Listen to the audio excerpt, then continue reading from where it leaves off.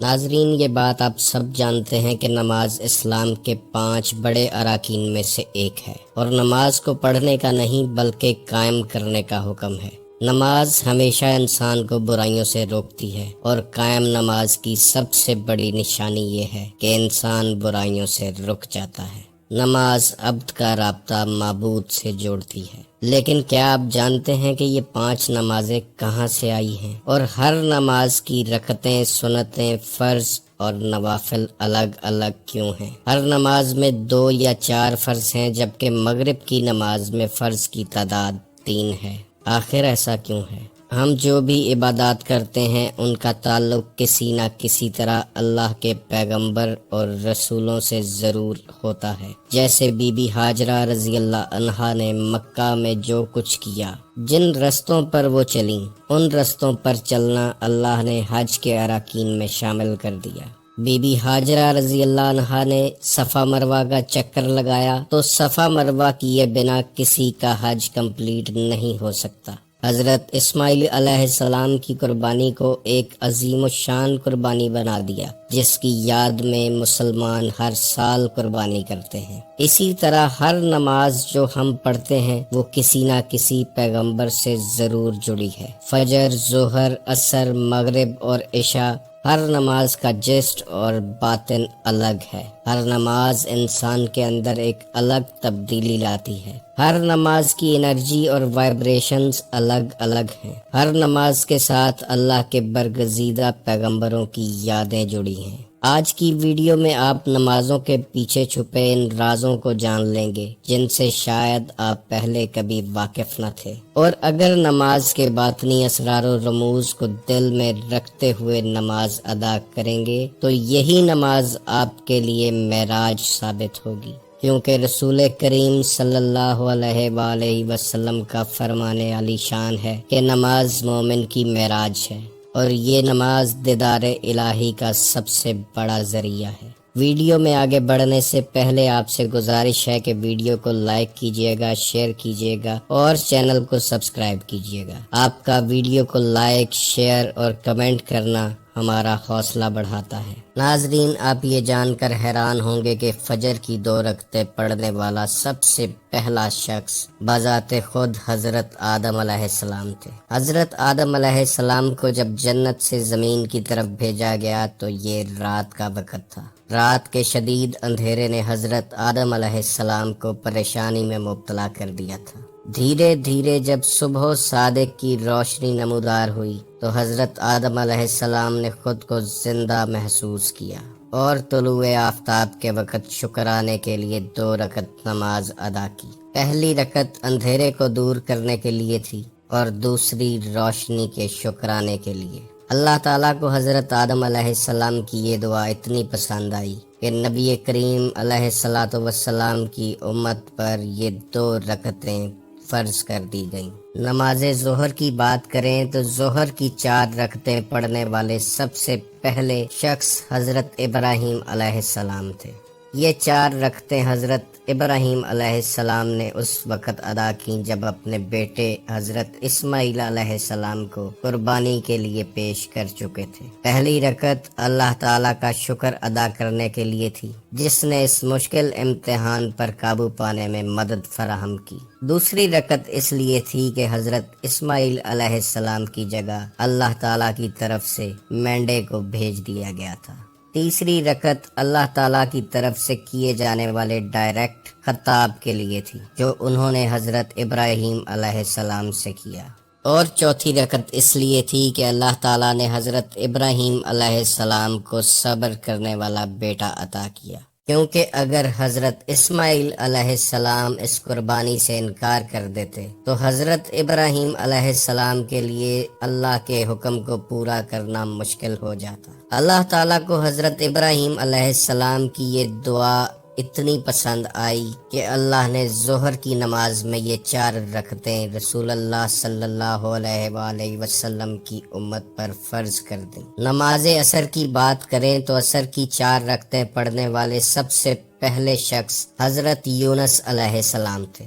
حضرت یونس علیہ السلام جب مچھلی کے پیٹ میں تھے تو انہوں نے آیت کریمہ پڑھتے ہوئے اللہ تعالیٰ سے دعا فرمائی اور اللہ تعالیٰ نے انہیں مچھلی کے پیٹ سے نجات عطا فرمائی۔ مچھلی کے پیٹ سے نکلنے کے بعد حضرت یونس علیہ السلام نے 4 رکعت نماز شکرانہ ادا کی، اور یہ 4 رکعتیں 4 طرح کے اندھیروں سے نکلنے کا شکرانہ تھا۔ سب سے پہلا اندھیرا مچھلی کے پیٹ کا تھا، دوسرا اندھیرا پانی کی تاریکی تھی، تیسرا اندھیرا بادلوں کا تھا، اور چوتھا اندھیرا رات کی تاریکی تھی۔ حضرت یونس علیہ السلام نے اندھیروں کی 4 حالتوں سے نجات کے لیے یہ 4 رکعت نماز ادا کی۔ اللہ تعالیٰ کو حضرت یونس علیہ السلام کی یہ دعا اتنی پسند آئی کہ اللہ نے عصر کی 4 رکعتوں کو رسول کریم صلی اللہ علیہ وآلہ وسلم کی امت پر فرض کر دیا۔ نماز مغرب کی بات کریں تو سب سے پہلے 3 رکعتیں پڑھنے والے شخص حضرت داؤد علیہ السلام تھے۔ جیسا کہ آپ جانتے ہیں کہ انبیاء کرام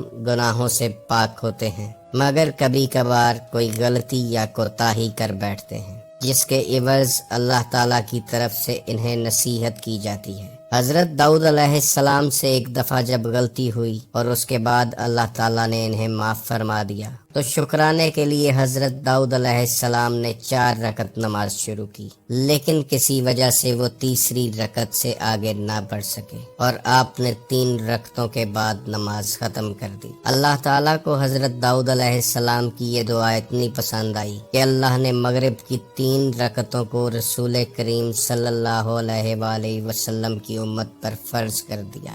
نماز عشاء کی 4 رکعتوں کی بات کریں تو اس میں 2 روایات ملتی ہیں۔ پہلی روایت میں آتا ہے کہ یہ 4 رکعت نماز پڑھنے والے پہلے شخص حضرت موسیٰ علیہ السلام تھے۔ آپ 10 سال تک حضرت شعیب علیہ السلام کے ساتھ رہے اور اس کے بعد اپنے اہل و عیال کے ساتھ مصر کا سفر کیا۔ سفر کے دوران آپ 4 پریشانیوں میں گھرے ہوئے تھے۔ پہلی پریشانی یہ تھی کہ دوران سفر آپ کی بیوی حاملہ تھی۔ دوسری پریشانی یہ کہ یہ سفر خاصا لمبا تھا۔ تیسری یہ کہ آپ اپنے بھائی حضرت ہارون علیہ السلام کی فلاح و بہبود کے بارے میں فکر مند تھے، اور چوتھی پریشانی یہ تھی کہ آپ اپنے دشمن فرعون کی وجہ سے پریشان تھے۔ انہی 4 پریشانیوں کے ساتھ آپ سفر کر رہے تھے۔ سفر کرتے کرتے جب آپ کوہ طور پر پہنچے تو یہ ایک اندھیری اور سرد رات تھی۔ اسی سفر کے دوران آپ نے کوہ طور پر آگ دیکھی اور یہ آگ جلتے ہوئے درخت سے اٹھ رہی تھی۔ اسی دوران آپ کو اللہ تعالیٰ سے گفت و شنید کرنے کی خصوصی سعادت نصیب ہوئی۔ قرآن پاک کی سورہ طٰہٰ کی آیت نمبر 11 اس واقعے کی طرف اشارہ کرتی ہے۔ پھر جب وہ آگ کے پاس آئے تو ندا فرمائی گئی کہ اے موسیٰ، بے شک میں تیرا رب ہوں، تو اپنے جوتے اتار دے، بے شک تو پاک وادی میں ہے۔ اللہ تعالیٰ سے بات کرنے کا شرف حضرت موسیٰ علیہ السلام کو ان 4 پریشانیوں سے نکالتا ہوا لے گیا جو آپ کو اس سفر میں درپیش تھیں۔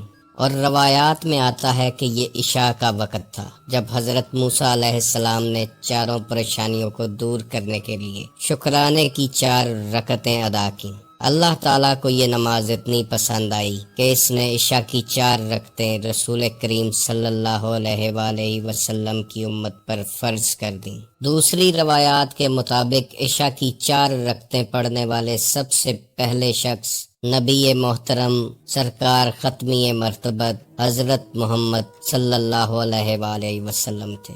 یہ وہ خاص بات ہے جو عشاء کی ان 4 رکعتوں کو مزید افضل بناتی ہے۔ اسی وجہ سے یہ 4 رکعتیں خاص اہمیت کی حامل ہیں۔ ناظرین، نماز اللہ کے حضور پیش کیا جانے والا ایک شکرانہ ہے، اور قرآن پاک میں اللہ فرماتا ہے کہ اگر تم شکر ادا کرو تو میں تمہیں مزید نوازتا چلا جاؤں گا۔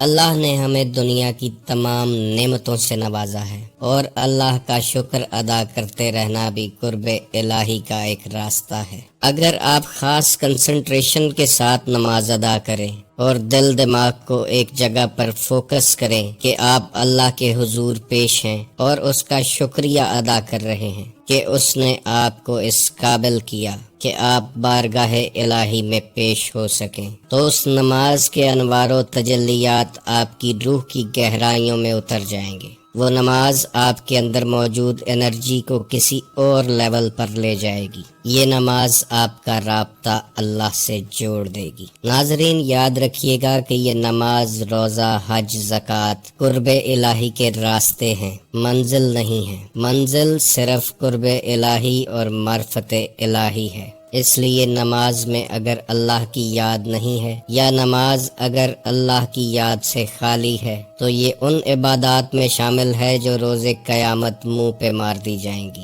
ہر عبادت کا جو اصل ایسنس ہے وہ اللہ کی یاد ہے۔ اللہ کریم سے دعا ہے کہ اللہ تعالیٰ آپ کو اور مجھے قرب الہی کی ان منزلوں سے گزرنے کی توفیق عطا فرمائے۔ آپ خوش رہیں، آباد رہیں اور رحمت خداوندی کے سائے میں رہیں۔ اللہ حافظ۔